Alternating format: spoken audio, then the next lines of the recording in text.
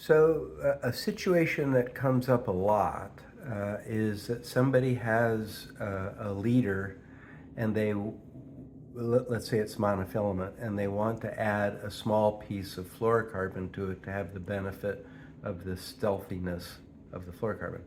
What comes up with that is, what knot would you use to attach the fluorocarbon, typically let's say 3 feet to start with, to your monofilament that you have on it may be just a monofilament leader, or the whole reel may be filled with monofilament. So what knot would you use? The knot is a 3-turn surgeon's knot, not a surgeon's loop. That's a different thing entirely. That's to leave a loop on something. This is a knot to join 2 different lines together. And they can be fairly dissimilar in size, and it will still work. It's not the prettiest knot. It's not the easiest knot to cinch up well, but it's a very functional, practical knot. And I would encourage you to practice it. You can practice it just with mono, so you don't waste any fluorocarbon, but 2 pieces of mono. Practice it so that you get to the point where you can tie it wasting as little line as possible. But it takes some practice. So the other thing about this knot is that the more you keep the loops very parallel to each other and relatively small, the easier it is to cinch up the knot and the prettier it looks. Okay, so let's go ahead and tie the knot. So for the purposes of this video, I'm going to use fairly long pieces on both sides, but when I am tying it myself, sometimes I end up using very small pieces. You can tie this multiple ways. You can start with it this way, you can start with it this way, you can start with it underneath, whatever works for you. Larry likes to do it like this. I have thinner fingers. I tend to do it like this, okay? But I want these lines parallel to start with. They're perfectly parallel to start with. And then I'm trying not to, I don't want to have one get, I don't want it like that. I want them both exactly parallel to each other and the same. And I'm going to start in the middle, okay?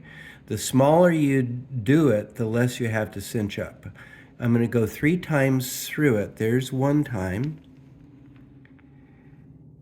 Then here is a 2nd time. And you're pushing the tag end and the full material. And if you have to, you can do them one at a time. I'm trying to do them parallel to each other all at once, but everybody is a little bit different in terms of how they do it. Depends on your finger, how thick your fingers are, etc. But that's what you're going to end up with to start with. Now, this takes a lot of lubrication. I'm going to lube it a little bit. I'm trying not to be too messy with it, but a little bit, because this is a high friction knot.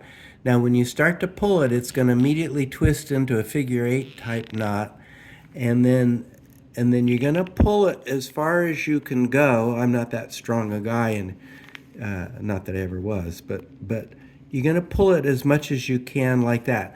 Now, to finish cinching it up, you're going to take turns. I take turns pulling on. I'm holding the main line with my hand because I don't want to damage it with the pliers, but I'm going to pull a little bit more. That's not making much of a difference.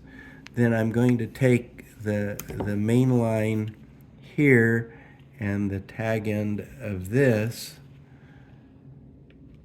and I'm going to pull that a little bit more. I didn't really accomplish anything. Then I'm going to use my knot puller. I make these in another video. I can show you how I make them.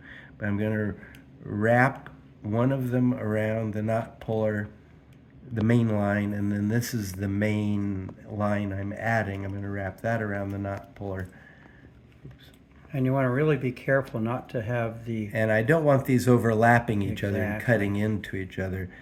And then I'm going to pull really pretty hard, and that I can't get that knot much tighter than that. If I was stronger, I could probably get it a teeny bit tighter, but that's a pretty decent looking one.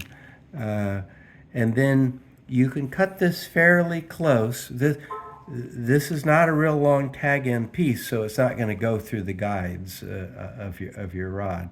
But I'd leave an 1/8 inch on each side. Let me cut the other one, and then we'll zoom in. Chris, I also noticed that a lot of guys that leave a little bit of a tag end, more than necessary, it picks up lines in the water and causes tangles. Yeah. You kind of want it close enough so that other lines will just flop away from it. Yeah.